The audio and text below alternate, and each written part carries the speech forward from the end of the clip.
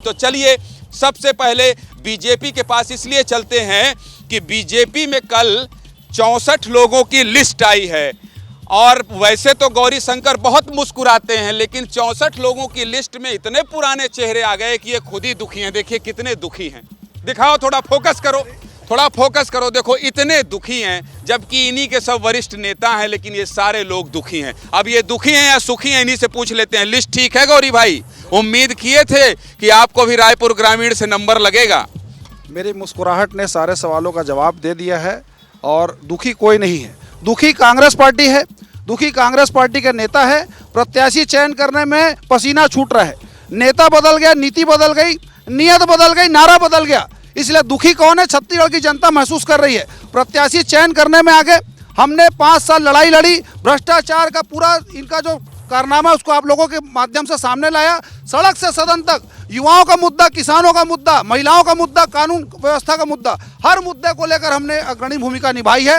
और निश्चित तौर पे भारतीय जनता पार्टी के कार्यकर्ताओं ने जो नारा दिया है, अब नहीं सही वो बदल के रही वो। आ रहा हूँ, बदल दीजिएगा भाई, शुभकामनाएं हैं आपको। लेकिन सुबोध भाई, ये क्या कागज लेके आए हैं आप लोग? आप वैसे भी कागज में फंस गए हैं, इतना फंस रहे हैं और यहाँ झूठा हंसी हंस रहे हैं।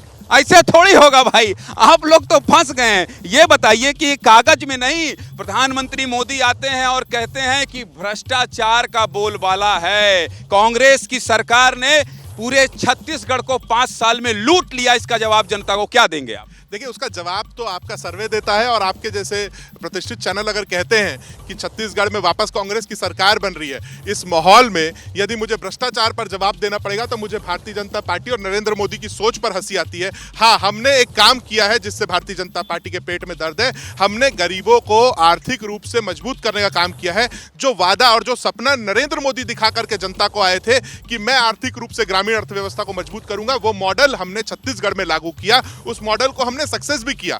आप देखिए, जब पूरे देश में कोरोना के बाद अर्थव्यवस्था डाउन थी, छत्तीसगढ़ में 2000 भ्रष्टाचार पर बोलो गुरु, शराब पर बोलो, कोयला पर बोलो। बिल्कुल आ रहा हूं। मैं अर्थव्यवस्था पर इसलिए आ रहा हूं क्योंकि वो जनता से डायरेक्ट जुड़ा हुआ है। अगर पूरे देश में कोरोना में अर्थव्यवस्था डाउन थी, छत्तीसगढ़ में 17% ऊपर थी, तो भूपेश बघेल की सरकार के कारण थी। हमने डायरेक्ट मनी ट्रांसफर के माध्यम से लोगों को फायदा पहुंचाया। इसमें कोई शक नहीं है। आ रहा हूं। इसमें अरे भाई, अभी लंबा जनता के एक नीति पर बोलने दीजिए। ये बिल्किस पर मौन रहते हैं, ये मणिपुर पर मौन रहते हैं, और ये लोग इजराइल के 4005 किलोमीटर दूर जब वहां पे घटनाएं हो रही है उस पर आवाज उठाते हैं। ये मगरमच्छ के आंसू रोने वाली पार्टी है। तो मुसलमान की एंट्री मत करवाओ यार, कांग्रेसी होके मत करवाओ। जल्दी से बता दो, फिर जाऊंगा। जल्दी से बता। ज्ञानंद जी, आ रहा हूं। ये बीरनपुर पे मौन रहते हैं, कवर्धा पे मौन रहते हैं, ये गौवंश की नीलामी पे मौन रहते हैं, गौवंश के दुष्कर्म होता है उस पर मौन होते हैं, विधवाएं सर मुंडन कराती उस पर मौन होते हैं। इस मौन में भूपेश बघेल जी की पूरी सहमति है।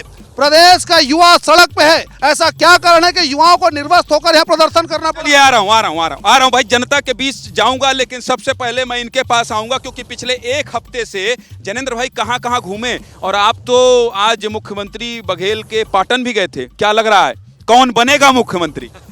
देखिए, मुकाबला दिलचस्प है, इसमें कोई दो राय नहीं। पाटन में स्पेशली जिस तरीके से विजय बघेल को उतार दिया है बीजेपी ने, मुझे तो ऑफ कोर्स चीफ मिनिस्टर का पलड़ा जो है वो भारी नजर आया, लेकिन खुद उनकी जो जाति है उसमें एक दरार नजर आई। एक वर्ग जो है वो विजय बघेल कहता हुआ भी नजर आया। तो पाटन में खैर दिलचस्प लड़ाई है। पलड़ा बघेल कन्फ्यूजिया तो नहीं गई है जनता? नहीं, जनता कंफ्यूज नहीं है। पलड़ा निश्चित तौर पर कांग्रेस का भारी है, लेकिन मुकाबला बहुत दिलचस्प होने जा रहा है आपके राज्य में। यार आप भी बोल रहे हैं जनेंद्र भाई, दिल्ली वाले तो जितने देखते हैं वहां से वो यही कहते हैं कि कांग्रेस की सरकार आ रही है, और आप 1 हफ्ते यहाँ घूम लिए तो आप भी कह रहे हैं कि मुकाबला बहुत आसान नहीं है। नहीं, 5 सालों का जो काम है उसका असर दिख रहा है।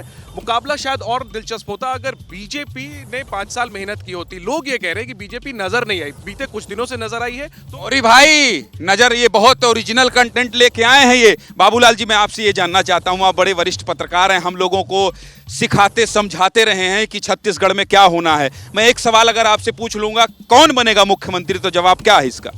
देखिए, मुख्यमंत्री तो अभी भविष्य की बात है। पहले तो चुनाव जीतने का प्रश्न है। चुनाव कौन जीतेगा वो प्रश्न पहले कीजिए। चुनाव जीतने का जो स्थिति दिख रही है, जैसे टिकट अभी भारतीय जनता पार्टी की आ गई है, अभी जब इनकी टिकट आ जाएगी तब समझ में आएगा कि मुकाबला किस तरह का है और मुकाबले में कौन आगे जाएगा।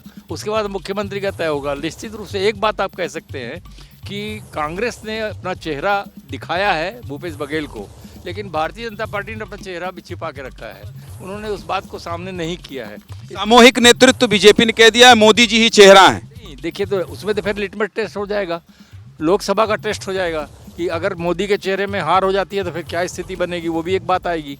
इसलिए जो है मैं उस रूप में मानता हूँ कि अगर मोदी के चेहरे पे चुनाव लड़ा जाएगा तो भविष्य में जो है विधानसभा के चुनाव का जो रिजल्ट आएगा उसमें बहुत सारी परेशानियां लोकसभा के लिए बनेगी। अच्छा ठीक है उजित जी, मैं आपसे ये जानना चाहता हूँ, जो ये बात कह रहे हैं कि बीजेपी ने चेहरा तो आगे नहीं किया है, ये बात सच है कि बीजेपी ने चेहरा आगे नहीं किया है, लेकिन 3 बार के मुख्यमंत्री रमन सिंह लोग कह रहे थे इस बार टिकट नहीं मिलेगी, चुनावी मैदान में आ गए।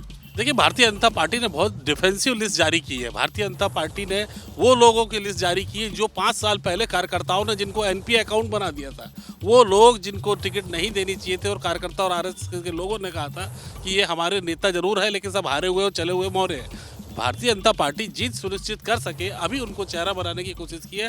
भारतीय जनता पार्टी बहुत डिफेंसिव खेल रही है इसमें, अभी डिफेंसिव खेल रही है भाई। जैसे ही घड़ी का काटा दोपहर 2:30 पे आए, बबीता जी का दिल सास बहू साजिश के लिए मचल जाए।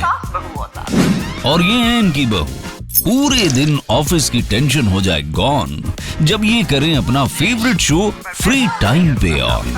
इनकी तरह आप भी देखिए अपना फेवरेट शो अपने टाइम पर और डाउनलोड कीजिए एबीपी लाइव ऐप अपने स्मार्ट टीवी पर।